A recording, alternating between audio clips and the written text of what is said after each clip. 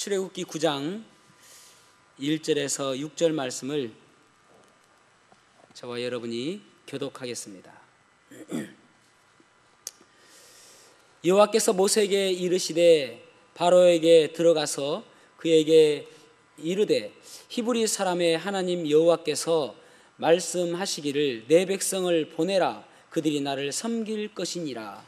내가 만일 보내기를 거절하고 억지로 잡아두면 여호와의 손에 들어있는 내 가축 곧 말과 나귀와 낙타와 소와 양에게 더하리니 심한 돌림병이 있을 것이며 여호와가 이스라엘의 가축과 애굽의 가축을 구별하리니 이스라엘 자손에게 속한 것은 하나도 죽지 아니하리라 하셨다 하라 하시고 여호와께서 기한을 정하여 이르시되 여호와가 내일 이 땅에서 이 일을 행하리라 하시더니 이튿날 여호와께서 이 일을 행하시니 애굽의 모든 가축은 죽었으나 이스라엘 자손의 가축은 하나도 죽지 아니한지라. 아멘.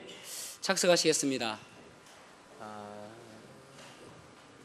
계속적으로 이제 출애굽기를 보면서 우리가 애굽의 하나님의 심판이 또 재앙이 있는 것을 보게 되어집니다.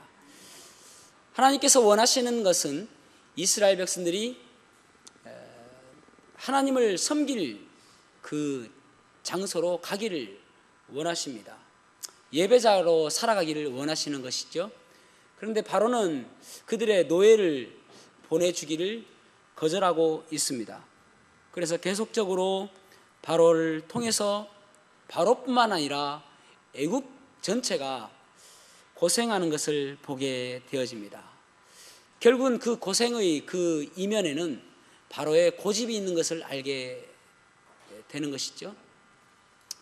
우리들도 한번 생각해 보아야 될 것이 때론 고난 가운데 있을 때에 때론 역경 가운데 있을 때에 혹시 그 고난과 역경의 이유가 내 생각과 또 내 고집 때문에 지금 겪고 있는 것은 아닌지 한번 점검해 보았으면 좋겠습니다. 오늘 본문의 말씀을 통해서 고집은 고생의 지름길, 고집은 고생의 지름길이다라는 제목으로 말씀을 나누겠습니다. 첫 번째로는 하나님 말씀으로 우리가 하나님 말씀의 방향으로 우리의 삶을 교정해야 됨을 볼 수가 있습니다. 다시 한번요. 우리의 고집이 아닌 하나님 말씀으로 우리의 삶을 교정해야 됨을 볼 수가 있습니다. 여기 출애굽기 9장 1절에서 3절에 보면은 모세는 바로에게 하나님 말씀을 전했습니다. 재앙이 있을 것이라고 경고하고 있습니다. 그러나 그 하나님 말씀을 이 바로는 듣지 않습니다. 7절 말씀 보십시오. 바로가 사람을 보내어 본즉 이스라엘의 가축은 하나도 죽지 아니하였더라. 그러나 바로의 마음이 완강하여 백성을 보내지 아니하니라. 눈에 보이는 현상이 있음에도 불구하고 바로는 보내지 않았다라고 말씀하고 있습니다. 그 이유에 대해서 17절에 말씀하고 있습니다. 17절 보십시오. 내가 여전히 내 백성 앞에 교만하여 그들을 보내지 아니하였느냐. 무엇 때문에 보내지 않았다고 이야기하고 있습니까? 교만하였기 때문에. 이 교만이라는 단어가 히브리어 단어는 살랄이라는 단어입니다. 살랄이라는 말을 직역하면은 쌓아 올린다, 또 격찬하다, 또 자기를 높인다, 그런 뜻을 가지고 있습니다. 무엇을 쌓아 올리는 것이죠? 자기의 생각을 쌓아 올리는 것이죠. 마치 내가 생각하는 것이 옳은 것처럼 계속 쌓아 올려서 굳건하게 한다는 것입니다. 그리고 격찬하고 자기를 높이는 것이 교만이다라고 말씀하고 있습니다. 그래서 그 교만 때문에 바로는 애굽에서 이스라엘 백성들을 보내지 않는다라고 말씀하고 있습니다. 바로의 이 마음과는 다르게 애굽 백성 중에는 두 부류의 사람이 있는 것을 보게 되어집니다. 한 부류는 바로와 마음 똑같이 하나님 말씀이 아무리 경고를 함에도 불구하고 그 말씀을 귀에 듣지 않는 그런 사람이 있는가 하면, 또 어떤 사람들은 하나님 말씀의 그 무서운 경고를 듣고 그 말씀이 사실일 것으로 바라보고 종과 또 가축들을 집으로 대피시키는 것을 보게 되어집니다. 그러므로 인해서 그들은 피해를 보지 않습니다. 여러분, 지금 내가 고집부리고 있지는 않습니까? 하나님 말씀보다 내 경험, 내 생각, 내 뜻이 더 우선되어지지는 않느냐는 것입니다. 나는 지금 내 귀를 어디를 향해서 열어놓고 있느냐라고 묻고 싶은 것입니다. 무엇을 듣기를 더 원하십니까? 네이버에 가서 세상에서 가장 못생긴 여자라고 치면은 제 아내가 나오지 않습니다. 리지 베라스케스라는 여자가 나옵니다. 베라스케스.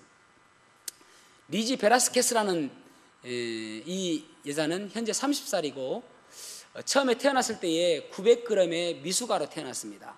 그래서 그때 의사들은 이 아이는 오래 살지 못할 것입니다. 곧 죽을 것 같습니다. 라고 진단하였습니다. 현재 그의 몸무게는 27kg. 환상이 아니라 저주인 것입니다. 여러분들 가운데 나도 그 정도면 죽습니다. 이 리지라는 이 여인은 어떤 병을 가지고 있냐면은 지방 축적이 안 되는 병, 지방이 축적이 안 되는 병. 좋겠다라고 생각하지 마세요. 그래서 20분마다 음식을 먹어줘야 되고 그 많이는 못 먹어요. 그래서 하루에 무려 60끼. 나도 그 정도는 먹는다 생각하시는 분은 뭔가 문제가 있는 것입니다. 60끼를 먹어요. 60끼. 그래야 살 수 있는 것입니다. 그가 고등학교 때에 그의 한 친구가 이 얼굴을 찍어서 인터넷 유튜브에 올리고 거기에 제목을 뭐라고 적었냐면은 세상에서 가장 못생긴 여자라고 올렸습니다. 거기에 수많은 악플이 달렸는데, 악성 댓글이 달렸는데, 그 가운데는 어떤 글은 내가 이렇게 생겼으면 죽겠다, 어떤 사람은 자살하고 죽어라, 그 얼굴 들고 어떻게 사느냐, 수많은 악플이 달렸습니다. 그런데요, 그의 부모님들이 참 믿음이 좋으신 분들이에요. 그래서 그가 8살 되었을 때에 1998년 9월 17일 날 일기에 이렇게 적어놨습니다. 리지야, 너에게는 많은 시련이 있는 것처럼 보여지지만 항상 하나님께서 너를 지켜주신다는 사실을 기억해라. 너의 태어난 것은 기적이었고 지금도 기적이고 앞으로도 놀라운 일이 너를 기다리고 있을 것이다. 그러면서 뭐라고 적어놨냐면은 하나님은 너를 사랑한단다. 그래서 이 베라스케스라는 이 자매가 뭐라고 이야기하냐면은 나는 사람들이 죽어라라고 절망적인 이야기에 귀를 닫고 하나님께서 너를 사랑한다라고 하는 말에 귀를 열고 나는 행복하게 살기로 결정했습니다 라고 이야기합니다. 참 여러분, 우리는 어떻게 무엇을 듣기를 원하는지 그 선택권이 우리에게 있습니다. 그래서 이 리지라는 이 자매가 4가지를 구체적이고 실천적인 목표를 세웁니다. 첫째는 동기부여 강연자가 돼야 되겠다. 동기부여 강연자. 내가 훌륭한 동기부여 강연자가 돼야 되겠다. 두 번째로는 내 인생에 관한 책을 써야 되겠다. 세 번째로는 대학을 졸업해야 되겠다. 네 번째로는 결혼을 해서 가정을 이루어야 되겠다. 이 4가지 목표를 세웁니다. 그런데 여러분 놀랍게도요, 한 가지 빼고 다 이루었습니다. 4번째 거 빼고. 지금은 아주 유명한 강사가 되었습니다. 그래서 CNN이나 또 NBC 같은 그런 미국의 여러 프로그램에 나가서 강연도 하고요. 또 대학도 졸업했고요. 또 책을 3권이나 썼습니다. 뭐 아직까지는 이제 30살이니까 아직까지 시간이 많이 남았잖아요. 그죠? 제가 예전에 섬기던 교회에서 나이가 거의 뭐 45세 그 정도, 제가 반성회 갔을 때가 45세니까 저보다 2살 많으니까 47세겠네요. 그 자매가 자매님 제가 기도해 드릴게요 하니까 목사님 저 결혼 포기 안 했습니다 그러더라고요. 47세에. 그래서 믿음이 좋으시네요 라고 생각했습니다. 결혼했어요. 50세에. 예, 여러분 아직은 시간이 남았으니까 그것도 들어주시리라 믿습니다. 어쨌든 여러분, 우리가 어디에 귀를 열고 있냐에 따라서 우리의 삶은 달라지는 거예요. 혹시 절망 가운데 있습니까? 혹시 고난 가운데 있습니까? 그럴 때에 절망에서 주는 그 메시지에 여러분 귀를 닫으세요. 여러분 자신에게서 나오는 메시지에 귀를 닫으세요. 네가 할 수 있다, 네가 최고다, 네 인생은 네 것이다라고 하는 그 메시지에 귀를 닫으세요. 어디에 귀를 열어야 되는가? 하나님 말씀에 귀를 열어야 되는 것입니다. 고난 가운데 있을 때, 절망 가운데 있을 때에 이사야 41장 10절 말씀에 귀를 여세요. 두려워하지 말라, 내가 너와 함께함이니라. 놀라지 말라, 나는 내 하나님이 됨이니라. 참으로 너를 도와주리라. 참으로 나의 의로운 오른손으로 너를 붙들리라. 그 말씀에 귀를 여는 거예요. 그 다음에 우리가 염려스러울 때가 있지 않습니까? 걱정스러울 때가 있지 않습니까? 자녀들 볼 때마다 얼마나 걱정스럽습니까? 그럴 때마다 빌립보서 4장 6절 7절 아무것도 염려하지 말고 오직 모든 일에 기도와 간구로 너희 구할 것을 감사함으로 하나님께 아뢰라. 그리하면 모든 지각에 뛰어난 하나님의 평강이 그리스도 예수 안에서 너희 마음과 생각을 지키시리라. 혹시 여러분 하는 일마다 잘 안 되십니까? 하는 일마다 왜 이렇게 꼬입니까? 그럴 때마다 로마서 8장 28절 말씀을, 그 말씀에 귀를 여세요. 우리가 알거니와 하나님을 사랑하는 자 곧 그 뜻대로 부르심을 입은 자들에게는 안 되는 것, 잘 되는 것, 못 되는 것, 좋은 것 다 합해가지고 선을 이룬다고 말씀하셨잖아요. 여러분, 그래서 요한계시록 보면은 계속 우리에게 말씀하시기를 귀 있는 자는 들을지어다 라고 말씀하고 있잖아요. 하나님 말씀에 귀를 열어야 됩니다. 내 음성, 내 육체가 주는 메시지, 내 고집, 내 체면, 여기에 귀를 닫고요. 그래야 고생 끝이라니까요. 그래서 히브리서 4장 12절에 하나님 말씀은 살았고 운동력이 있어 좌우의 날선 어떤 것보다도 예리하여 혼과 영과 및 관절과 골수를 찔러 쪼개기까지 한다고 그러잖아요. 그 말씀이 내 삶에 들어오고 내 귀에 들려와야 비로소 내 삶에 놀라운 기적과 같은 일이 일어나게 되는 것입니다. 저와 여러분이 다른 것에 귀 막고 오직 하나님 말씀에 귀를 여시는, 그래서 그 하나님 말씀에 순종하는 그러한 삶 되시기를 축복합니다. 두 번째로는 일시적인 행동이 아니라 지속적인 순종이 필요하다는 것입니다. 우리는 말씀을 들을 때마다, 예배를 드릴 때마다 순간적으로 감동하고 또 순간적으로 헌신하기도 합니다. 그래서 순간적으로 이례적으로는 감사하기도 하고요, 또 다짐도 해봅니다. 그런데 그것이 지속적으로 지금 되어가고 있는지를 한번 점검해 보아야 된다는 것입니다. 여기 바로와 이 애굽에게 우박의 재앙이 있었습니다. 자, 그래서 출애굽기 9장 27절에서 28절 말씀 보십시오. 바로가 사람을 보내어 모세와 아론을 불러 그들에게 이르되 이번은 내가 범죄하였노라. 여호와는 의로우시고 나와 나의 백성은 악하도다. 여호와께 구하여 이 우레소리와 우박을 그만 그치게 하라. 내가 너희를 보내리니 너희가 다시는 머물지 아니하리라. 뭔가 돌이킨 것 같지 않습니까? 잘하고 있는 것 같이 보이잖아요. 이것만 보면은 바로가 이제 마음을 돌이켰구나. 우리가 뒷이야기를 모른다면은 충분히 오해할 만한 그런 말씀 아닙니까? 그런데 34절 말씀 보십시오.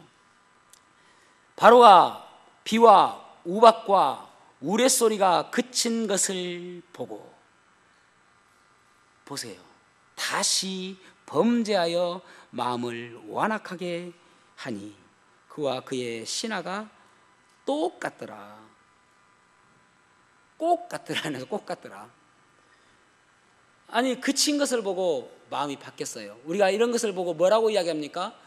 화장실 갈 때와 나올 때가 다르다라고 이야기하잖아요.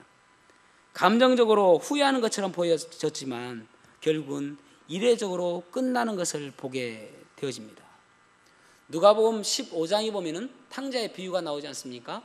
탕자의 비유에 보면은 탕자가 어느 날 아버지에게, 아버지 나의 유산을 주십시오 라고 해서 아버지에게 유산을 받아갑니다.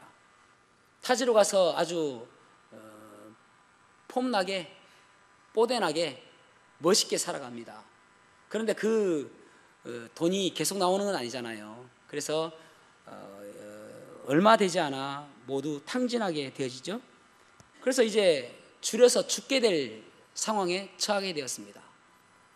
돼지를 치면서 돼지가 먹는 쥐염 열매를 먹습니다. 아무리 배고파도 저는 우리 개 간식 빼앗아 먹지 않습니다.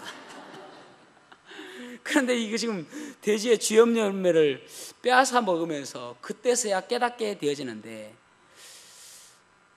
아버지 집에 있는 것이 얼마나 좋을지 소중할지를 깨닫게 되어집니다. 그러면서 누가복음 15장 18절에서 20절 말씀 읽어볼까요? 같이 읽어보겠습니다. 누가복음 15장 18절에서 20절 시작. 내가 일어나 아버지께 가서 이르기를 아버지, 내가 하늘과 아버지께 죄를 지었사오니 지금부터는 아버지의 아들이라 일컬음을 감당하지 못하겠나이다. 나를 품꾼의 하나로 보소서 하리라 하고 이에 일어나 아버지께로 돌아가니라. 아멘. 여기 탕자는 생각으로 그치지 않았어요. 아, 내가 여기서 살고 있는 것이 참 안 좋구나, 또 아버지의 집에 있는 것이 소중하고 좋겠구나라고 그저 생각으로 그친 게 아니라니까요. 그친 것이 아니라 이에 일어나 돌아가니라 라고 말씀하고 있습니다. 습관을 바꾸는 것이죠. 이때까지 살았던 생각, 이때까지 옳았다고 생각하는 것들을 다 끊고 이에 아버지께로 돌아가니라. 그래서 여러분, 회개라는 것은 그저 마음을 뉘우치는 것을 회개라고 이야기하잖아요. Return to God이에요. 하나님께로 돌이키는 거예요. 가던 길을 다시 돌아서서 하나님께로 돌이키는 거예요. 내가 이때까지 다른 곳에 있었는데, 내가 이때까지 다른 것이 더 소중하다고 생각했는데, 내가 어떤 것이 더 중요하다고 생각했는데, 하나님께로 돌이켜서 하나님께 시선을 고정시키고 하나님의 뜻대로 살아가려고 노력하는 것, 그것이 온전한 회개인 것입니다. 하나님께로 돌이키게 되어지면은 결국은 내 삶이 이례적으로 끝나는 것이 아니죠. 왜냐하면 매일매일 하나님의 시각을 바라보고 하나님을 바라보고 살아가니까요. 그래서 침례 요한도 마태복음 3장 2절에 보면은 그렇게 말씀하고 있잖아요. 회개하라, 천국이 가까웠느니라. 우리는 돌이켜야 되는 것입니다. 잘못 살고 있는 것을 뉘우치는 것으로 끝나는 것이 아니라 돌이켜야 되는 것입니다. 그래서 이 유진 피터슨이 이 부분을 어떻게 의역을 했냐면은 메시지 성경에서는 이렇게 말씀하고 있습니다. 너의 삶을 고쳐라. 하나님 나라가 여기 있다. 내가 이 강에서 침례를 주는 것은 너희의 옛 삶을 바꾸어 천국의 삶을 준비시키려는 것이다. 하지만 진짜는 이제부터다. 이 드라마의 주인공은 너희 안에 천국의 삶을, 너희 안에 불을, 너희 안에 성령을 발화시켜 너희를 온전히 바꾸어 놓으실 것이다. 그분은 집을 깨끗이 하실 것이다. 너희 삶을 대대적으로 정리하실 것이다. 무슨 말입니까? 삶이 바뀐다는 거예요. 변화되어진다라고 말씀하고 있는 것입니다. 여러분, 우리가 그 지난주부터 우리가 지난주도 봤지만은 이 바로는 계속적으로 고난 당할 때마다 뉘우치기는 해요. 잘못했구나 생각은 해요. 그러나 결국은 바뀌지 않는 것을 보게 되어집니다. 오늘 세 종류의 재앙이 있죠. 돌림병. 그 가축들에게 돌림병이 있습니다. 그래서 여러분 지난주까지는 이제 피, 개구리, 이 파리의 병은 단지 환경적인 문제예요. 간접적인 재앙입니다. 그런데 이제 직접적으로 자기들이 가장 중요하게 생각하는, 오늘날 많은 사람들이 중요하게 생각하는 재산상 문제가 되어지는 것입니다. 돌림병으로 인해서 가축들이 죽어요. 돌림병의 문제는 무엇이냐면은 그 애굽 사람들은 그 짐승들이 자기들의 신이라고 생각했습니다. 특별히 암소. 그래서 그 암소가 가장 중요하다고 생각하고 자기들에게 풍요를 준다 생각해서 암소를 섬겼어요. 그런데 이 돌림병을 통해서 암소가 죽고 자기들의 말과 낙타와 양들이 다 죽는 거예요. 그 가운데서 이 암소는 아무 짓도 못하는 거예요. 그 우상은 아무것도 하지 못하는 것을 하나님께서 보여주시는 것입니다. 돌림병 다음에는 제 이름이 나오네. 종기.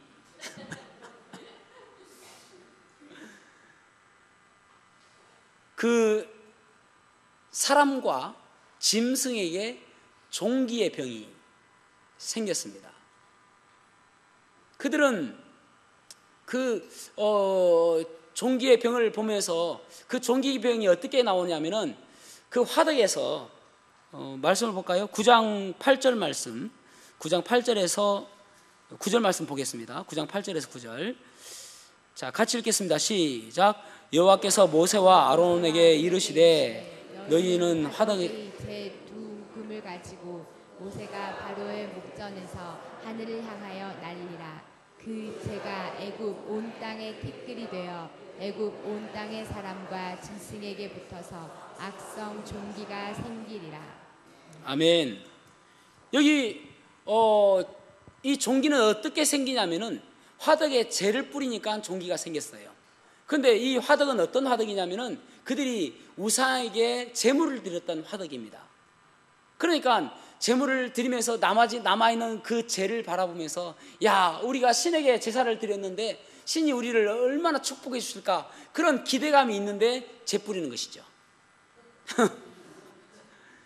그래서 그 신들이 너희들을 아무것도 너희들에게 해줄 것이 없다라는 것을 보여주는 거예요. 그 다음에 일곱째 재앙이 우박입니다. 그들은 여러분 하늘의 여신이었던 누트를 섬겼고 또 하늘의 신이었던 오시리스라는 여신을 섬겼습니다. 그들이 하늘에서 우리를 축복해 주실 것이다 라고 생각하고 있었어요. 근데 그 하늘이 우박을 지금 때리 붓고 있는 거예요. 천둥소리, 우레소리가 나면서 그들에게 지금 하고 있는 것입니다. 그들이 섬기고 있던 그 우상들은 자기들에게 아무것도 도움이 되지 못한다는 것을 이야기하고 있는 것이죠. 그런데 이 애굽의 이 재앙 가운데서 놀라운 것이 있는데, 자, 출애굽기 9장 6절 그리고 26절 두 구절을 보겠습니다. 9장 6절에 보면은 이튿날에 여호와께서 이 일을 행하시니 애굽의 모든 가축은 죽었으나 이스라엘 자손의 가축은 하나도 죽지 아니한지라, 그렇게 말씀하고 있습니다. 26절에도 보면은 이스라엘 자손들이 있는 그곳 고센 땅에는 우박이 없었더라. 무슨 말입니까? 하나님께서 하나님의 백성들은 보호하고 계신다는 거예요. 특별 은혜로 지켜주신다라고 지금 말씀하고 있는 것입니다. 여기에서 우리 여러분 한번 생각해 보시겠습니다. 우리가 왜 하나님의 말씀을 지속적으로 순종해야 되는가? 한번 이례적으로 끝나는 것이 아니라 왜 지속적으로 순종해야 되는가? 그것은 바로 우리에게 향하신 하나님의 은혜, 하나님의 사랑 때문에 그렇습니다.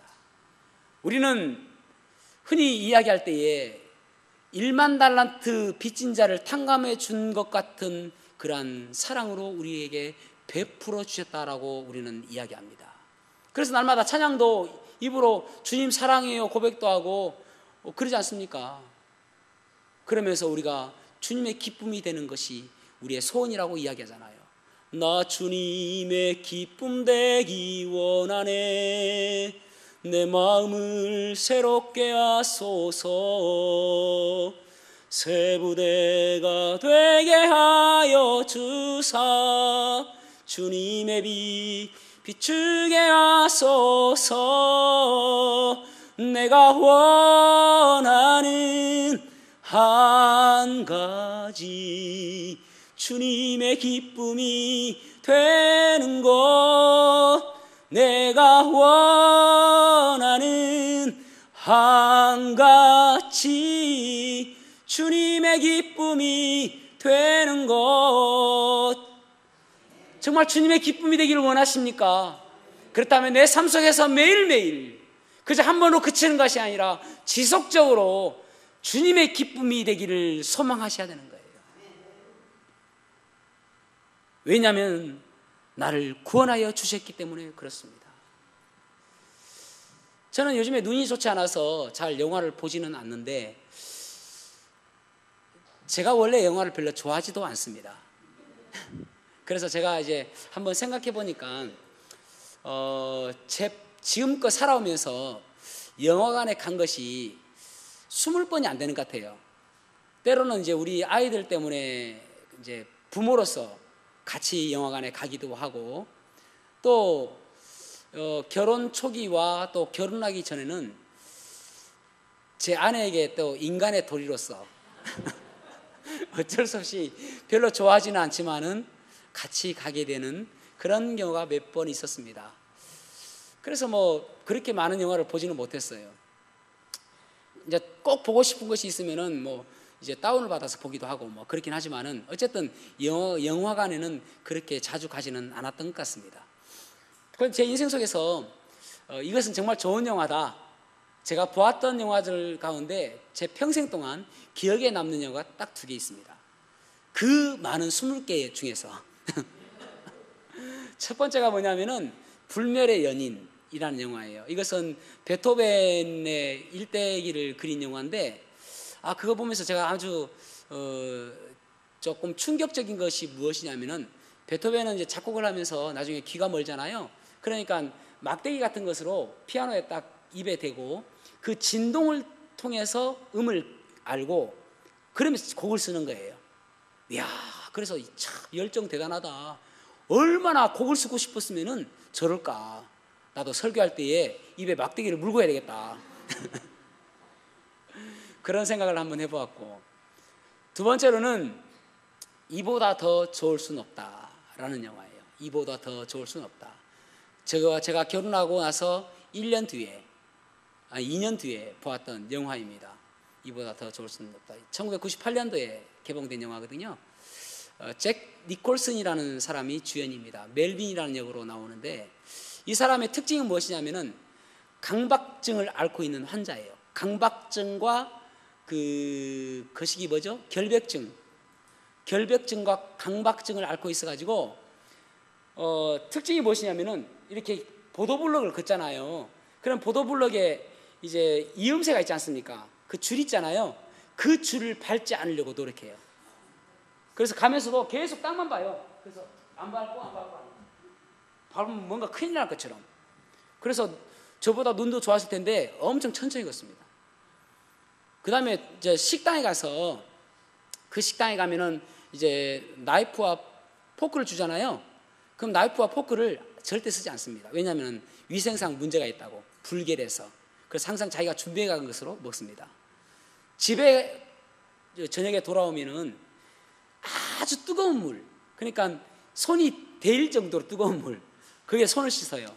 그런데 손을 씻을 때에 항상 새 비누를, 포장을 뜯어가지고 씻고 비누를 버려요.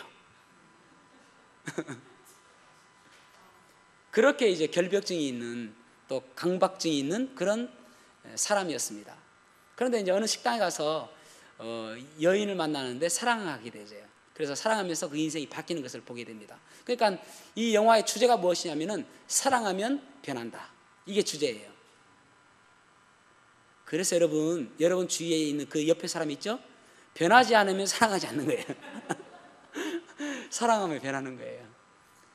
그래서 이제 그 캐롤이라는 여자인데 이 여자를 보면서 이제 사랑하게 되어져요. 그래서 자기의 인생이 얼굴이 강박증과 결벽증 때문에 항상 찡그러니 있거든요. 뭔가 기분 나쁜 얼굴이에요. 저하고는 완전 반대죠. 그런데 점점 얼굴이 바뀌어요. 밝게. 그러다가 이제 그 캐롤이라는 여인이 물어봐요.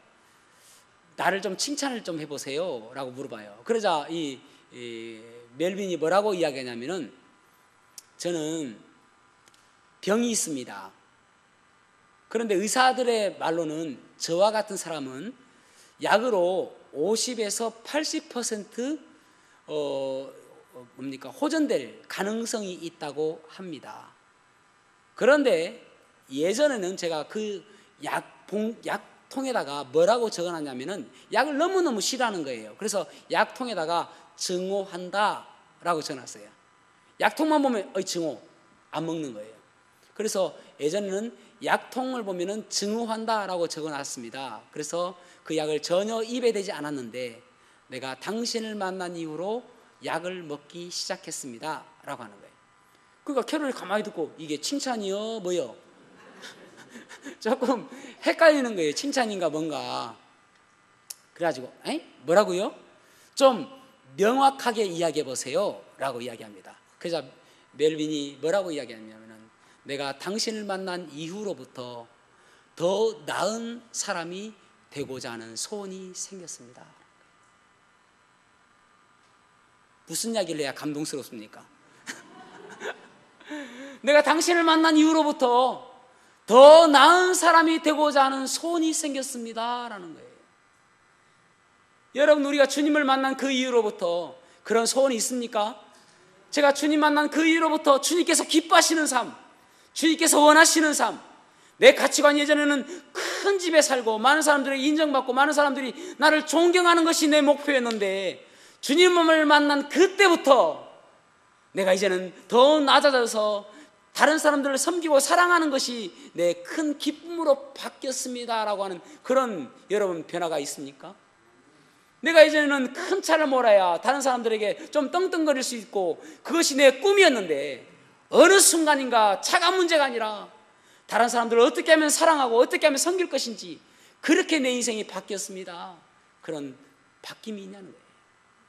그것이 주님을 만나고 난 사람의 특징입니다. 다른 말로 가치관의 변화죠. 여러분, 주님께서 우리에게는 예수 그리스도를 빼면 아무것도 아닌 거예요. 예수 그리스도의 십자가를 빼면 아무것도 아닌 것입니다. 성경 보십시오. 구약은 앞으로 오실 예수 그리스도에 대해서 말씀하고 있잖아요. 신약은 오신 예수 그리스도에 대해서 말씀하고 있잖아요. 요한계시록은 앞으로 오실 예수 그리스도에 대해서 말씀하고 있잖아요. 성경 하나하나가 다 예수 그리스도가 주인공입니다. 예수 그리스도가 주제입니다. 창세기 보십시오. 창조주 하나님 예수 그리스도. 창세기 3장 15절에 보면 사단이 그의 발꿈치를 상하게 할지라도 결국은 사단의 머리를 상하게 하실 분 그 예수 그리스도 말씀하고 있잖아요. 출애굽기에서는 우리를 죄의 노예에서 해방시켜 주실 예수 그리스도. 그래서 어린 양 대신 그 예수 그리스도의 그 예수 그리스도의 피가 우리를 사망의 고통에서 우리를 해방시켜 주실 것이라는 그 예수 그리스도 아닙니까? 레위기는 거룩하신 예수 그리스도. 그래서 예수님을 닮아가고 싶어하는 우리의 모습, 예수 그리스도를 만날 때마다 조금씩 변화되어지고 성장되어지는 우리의 모습을 바라보며 거룩하신 예수 그리스도 보는 거잖아요. 신명기를 보십시오. 민수기 보십시오. 민수기는 장대의 신명기죠. 신명기에서는 무엇입니까? 사람이 떡으로는 살 수 없고 오직 하나님의 입에서 나오는 말씀으로 살 수 있다고 하시는 그 말씀 되신 예수 그리스도가 신명기의 주제잖아요. 민수기는 장대 위에 높이 달린 예수 그리스도. 그 장대에 달려있는 노뱀을 보는 사람마다 살아나는 것처럼 십자가에 달린 예수 그리스도를 보는 사람마다 영생을 얻었고 심판에 이르지 않으니 사망에서 생명으로 옮겼느니라고 말씀하고 있잖아요. 여호수아를 보십시오. 여호수아는 우리의 대장 되신 예수 그리스도. 그 어떠한 적들이 할지라도 대장 되신 예수 그리스도께서 우리를 앞서서 싸워서 승리케 하시는 예수 그리스도. 사사기 보십시오. 저주 아닙니까? 재판관이신 심판하신 예수 그리스도, 우리를 인도하시는 예수 그리스도. 성경에 어디 한 곳에나 예수 그리스도가 나와 있지 않는 곳이 어디 있습니까? 그래서 예수 그리스도를 바라보며 우리의 삶이 하나씩 하나씩 조금씩 나아져야 되는 거예요. 그것이 한번 감동으로 끝나는 것이 아니라 우리의 삶이 변화가 되어져야 되는 것입니다. 나는 주님을 만난 그 이후로부터 내가 좀 더 나은 사람이 되고자 하는 소원이 생겼습니다 라는 소원이 있어야 되잖아요. 누가복음 10장 25절부터 보면은 한 율법교사가 예수님께 나와서 예수님께 묻습니다. 주님, 영생을 얻으려면 어떻게 하면 좋습니까? 어떻게 해야 됩니까? 라고 물어봅니다. 그래서 예수님께서 물어보시죠. 율법서에는 뭐라고 기록되었느냐? 그러니까 그 율법교사가 대답하기를 내 마음과 뜻과 힘과 정성을 다해서 주 너희 하나님을 사랑해라. 그리고 내 이웃을 내 몸과 같이, 내 자신과 같이 사랑해라. 그렇게 이야기합니다. 그래서 네 말이 옳도다, 이를 행해라 라고 이야기합니다. 자, 여러분, 여기서 우리가 율법교사의 말이 이런 말입니다. 하나님의 백성이라면 어떻게 살아야 하나님께서 기뻐하시는 삶입니까? 만약에 그리스도인이라면 어떻게 사는 것이 올바른 삶입니까? 라고 물어보는 거예요. 그때 예수님께서 두 가지로 이야기하시는데 그 성경의 말을 율법교사가 답을 하는데 그것이 맞다고 이야기하시잖아요. 옳다고 하는데 그 대답이 무엇이냐면은 내 하나님을 사랑하는 것과 그리고 내 이웃을 내 몸과 같이 사랑하는 것이라고 이야기합니다. 그것이 옳다라고 이야기해요. 그런데 여러분, 내 하나님을 사랑하는 것과 내 이웃을 내 몸과 같이 사랑하는 것, 그 중간에 접속사가 and입니다. and라는 말은 똑같은 무게를 가지고 있는 저울과 같은 접속사예요. 그러니까 하나님을 사랑하는 것이 내 이웃을 사랑하는 것이고 내 이웃을 사랑하는 것이 곧 하나님을 사랑하는 것이다 라고 이야기하고 있는 것입니다. 그때 율법교사가 이야기합니다. 그러면은 내 이웃이 누구입니까? 라고 물어봅니다.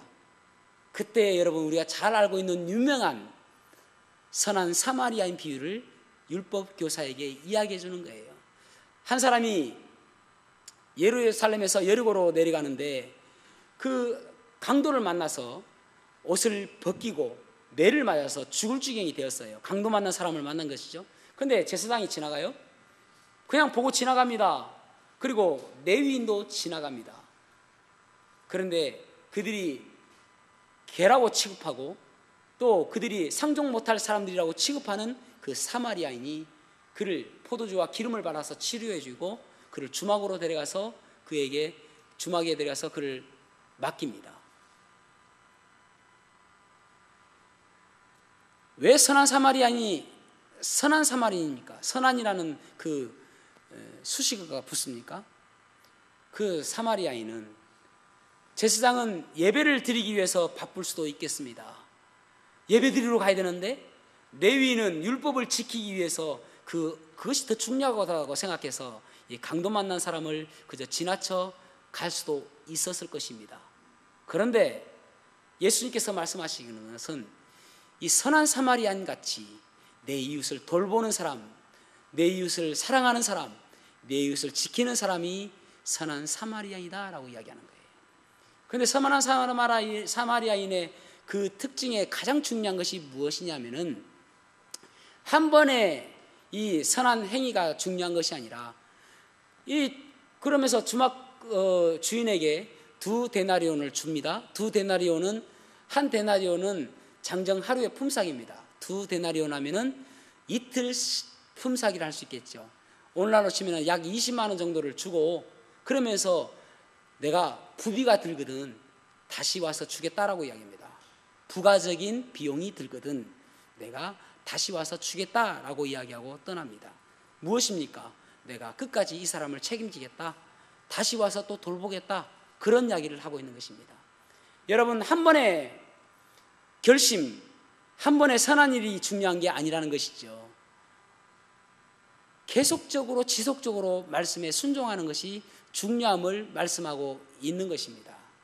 그래서 플로이드 맥클랑이라는 분이 쓴 제자의 본질에 보면은 우리가 주님을 사랑한다고 고백하는데 주님을 사랑한다는 표현이 예배이고 주님을 사랑하는 사람, 주님께서 사랑하시는 세상을 사랑하는 것이 선교이고 주님께서 사랑하는 성도를 사랑하는 것이 섬김이다라고 이야기했습니다. 다시 이야기해 보면은 세상을 사랑하지 않는 사람은 주님을 사랑하지 않는 것이에요. 여러분 성도를 사랑하지 않는다면은 주님을 사랑하지 않는 것이에요. 제사장이 예배가 중요하다 할지라도 예배가 중요한 것이 아니라 주님을 사랑한다면은 그 이웃을 더 소중하게 여겼어야 된다는 것입니다. 예배가 중요한 게 아니라는 것이죠. 정말 중요한 것은 주님을 사랑한다면은 거기에서 나오는 그 다음에 행위를 해야 된다라고 말씀하고 있는 것입니다. 여러분 오늘 결단하시기 바랍니다. 내가 선한 일을 하겠다, 주님께서 기뻐하시는 일을 하겠다라고 결단하시기 바랍니다. 그리고 오늘로서 끝나는 것이 아니라 내가 내일도 주님께서 원하시는 일이 무엇인지를 생각해보고 그 일을 내가 하겠다라고 결단하시기 바랍니다. 그것으로 끝나는 것이 아니라 그 다음 날도 하나님 내가 적어도 하루에 한 번씩이라도 하루에 한 가지씩이라도 주님께서 원하시는 일을 지속적으로 순종해가며 살아가겠습니다라고 결단하시기 바랍니다. 그래야 여러분 우리의 인생이 고난이 끝나는 인생이 되어지게 되는 것입니다. 누구나 여러분 결심하고요, 누구나 후회하고요, 누구나 감동받기 쉽습니다. 예배 때마다 감동되잖아요 여러분. 근데 그 감동이 여기서 끝나는 것이 아니라 지속적으로 여러분 순종의 삶으로 삶에서 나타나는 삶 되시기를 주님의 이름으로 축복합니다. 기도하시겠습니다.